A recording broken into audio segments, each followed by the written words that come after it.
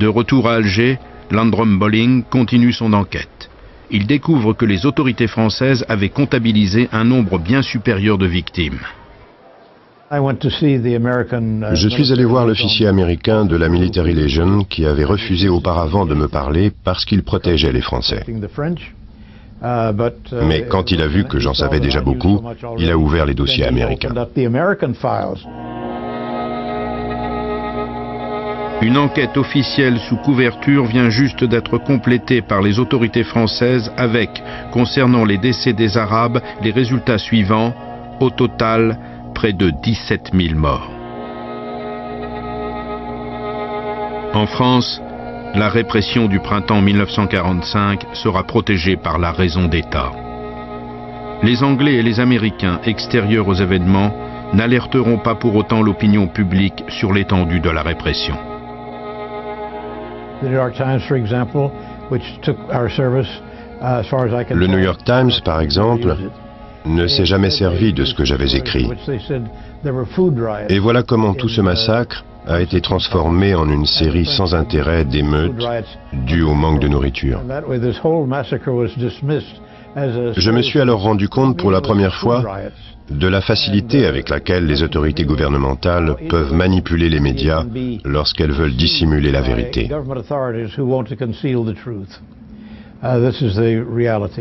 Pendant et après les événements de mai 45, on peut être surpris de se rendre compte que l'opinion, comme les services de renseignement, l'armée ou les États-Unis, leur gouvernement, l'Union soviétique, par exemple, ou les Anglais, personne ne réagit sur ce qui vient de se passer en Algérie. Alors qu'on est en pleine construction de l'ONU, qu'un certain nombre de valeurs internationales sur le droit des peuples à disposer d'eux-mêmes sont en débat, on pourrait imaginer qu'il y ait une réaction internationale et d'une certaine manière, vu que les Américains, les Anglais, comme les Soviétiques d'ailleurs, sont parfaitement au courant de ce qui se passe sur le territoire, agissent, réagissent, parlent, interrogent, questionnent la France sur ce qui vient de se passer. Pas du tout. Parce que d'une certaine manière, il y a une volonté de retrouver un statu quo. On est encore, je dirais, dans les premiers temps d'une future guerre froide. Les enjeux sont bien ailleurs. Et la France est alliée à ce moment-là de ces grandes puissances. Il y a d'autres priorités que de s'occuper de ces mouvements insurrectionnels dans les colonies. Et on souhaite d'abord que la France rétablisse l'autorité sur les territoires que l'on considère comme siens. Nous ne sommes pas encore rentrés dans les grands enjeux de l'après-guerre, d'une certaine manière, où les territoires coloniaux vont devenir des enjeux stratégiques. Donc le silence est ni plus ni moins qu'un acte prioritaire de ces autres nations.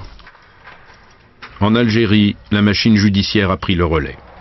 Les prisonniers de Sétif et de Guelma seront transférés à Constantine en novembre 1945 pour être jugés par une cour martiale. Quand je suis arrivé devant le juge, on lui a dit « Voilà le deuxième Allemand ». On m'a présenté au juge comme si j'étais un Allemand. Quand mon avocat a voulu prendre la parole, on lui a dit « Tu te tais, tu ne dis rien, il est condamné à mort ».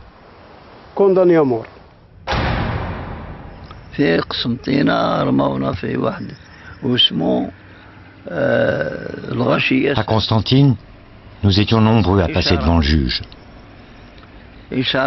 Certains ont été condamnés à mort, d'autres ont pris 10 ou 20 ans de prison. Nous, les condamnés à mort, on a été isolés des autres prisonniers, puis on a été emmenés à la prison. Nous avons retrouvé beaucoup de gens que l'on connaissait, eux aussi condamnés à mort. C'était plein à craquer.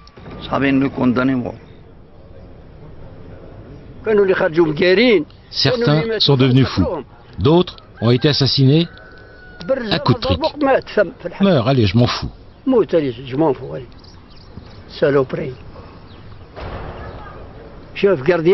gardien-chef, il nous disait, saloperie, c'est Alger qui commande Constantine.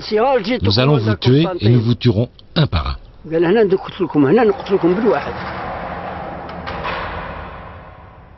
En janvier 1946, le général de Gaulle démissionne et laisse place au gouvernement de Félix Gouin. 2 mois plus tard, l'Assemblée décrète une amnistie.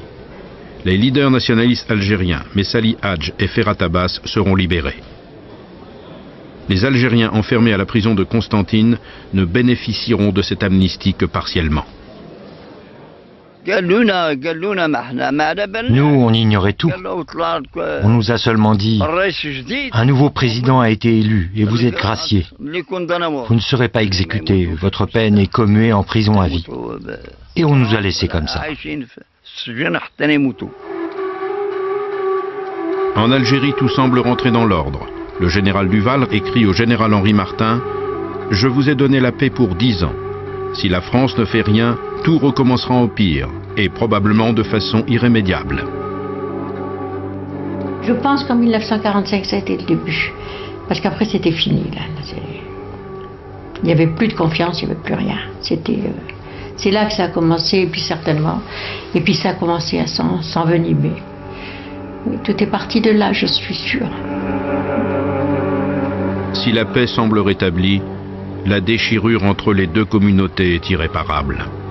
Suite à la répression du printemps 1945, les Algériens rejoindront massivement les partis nationalistes. Avec une certitude, ils savent maintenant que l'indépendance ne pourra se conquérir que par la lutte armée.